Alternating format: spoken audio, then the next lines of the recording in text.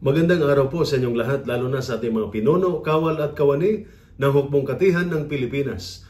Ako po si Father Deo ng Post-Catholic Chaplain ng Headquarters and Headquarters Support Group, Philippine Army. At ito po ang Salita ng Diyos, ang ating gabay. Ngayon po ay Wednesday, June 11, 2025, ng ikasampung linggo ng karaniwang panahon. At sa ating ebanghelyo ngayong araw, isinugo ni Jesus ang kanyang mga alagad na may malinaw na tagubilin. Pagpasok ninyo sa isang tahanan, sabihin ninyo, kapayapaan nawa ang sumainyo. Bago pa man ang anumang turo o himala, ang unang dapat dalhin ay kapayapaan. Ang tunay na kapayapaan ay hindi lang kawalan ng gulo. Ito ay pagkakaroon ng katahimikan ng puso, tiwala sa Diyos, at maayos na ugnayan sa kapwa.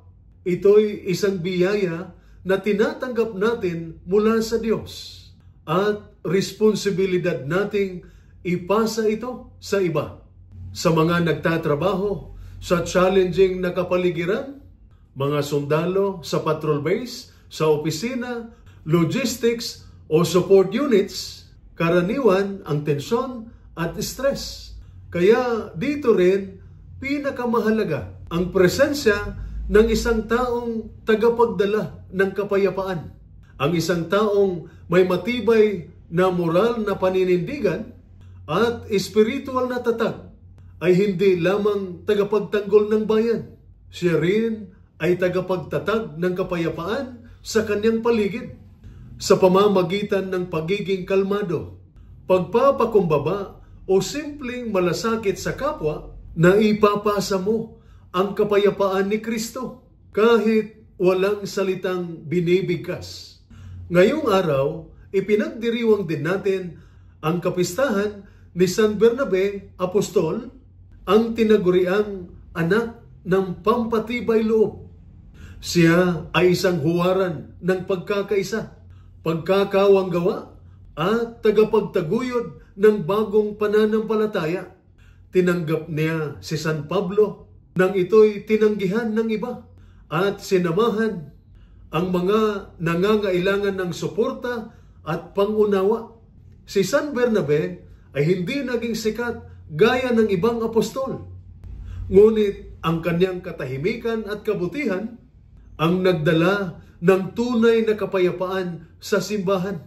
Naway tularan natin siya, maging mga taong tahimik na nagbibigay lakas, nagkakaisa at naglilingkod ng tapat sa ating bawat misyon bilang sundalo, opisyal, manggagawa, guro o lingkod bayan.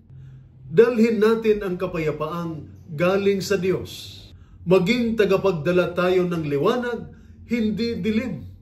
Pagkakaisa, hindi alitan. Pag-asa, hindi pangamba. Ito po ang salita ng Diyos, ang ating gabay. Manalangin tayo. Panginoong Hesus, sa gitna ng pagod at kaguluhan ng mundo, gawin mo akong daluyan ng iyong kapayapaan. Palitan mo ang aking galit ng kababaang loob, ang aking takot ng pananampalataya, at ang aking pagod ng kapanatagan. Sa pagdiriwang namin ngayong araw ni San Bernabe, turuan mo akong tulad niya, maging tagapagpalakas ng loob, tagapagdala ng pagkakaisa, at tagapaghatid ng iyong pagmamahal. Naway sa bawat lugar na kinaroroonan ko, sa barak, sa opisina, o sa larangan, madama nila ang iyong kapayapaan sa aking presensya.